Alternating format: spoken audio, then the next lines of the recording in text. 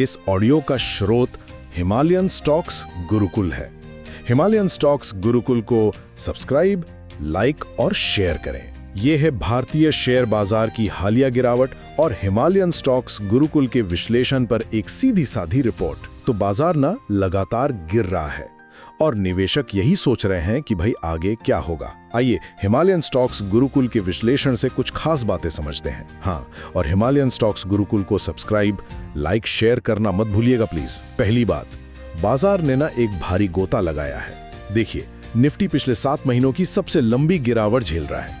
मतलब 7 trading session में 3% से ज्यादा टूट गया। और इसकी बड़ी वजह विदेशी संस्थागत निवेशक यानी FIIs जो है ना, वो दबा के पैसा निकाल रहे हैं। एक ही दिन में लगभग 5,700 करोड़ रुपए और कुल मिलाकर $21 बिलियन निकाल चुके हैं, जो उभरते बाजारों में सबसे ज्यादा है। इससे रुपए पर भी जबरदस्त दबाव पड़ा है, वो अपने रिकॉर्ड निचले स्तर पर पहुंच गया है। दूसरी बात, इस गिरावट के पीछे ना कई चिंताएं हैं। एक तो RBI ब्याज दरें घटा सकता है, ऐसी अटकलें चल रही हैं। फिर अमेरिका भारत के बीच व्यापार टैरिफ पर बात अटकी हुई है। और हाँ, अमेरिका के H1 वीजा नियमों में बदलाव से IT सेक्टर पर असर दिख रहा है। दर का मीटर, जिसे इंडिया VX कहते हैं, वो भी बढ़ रहा है।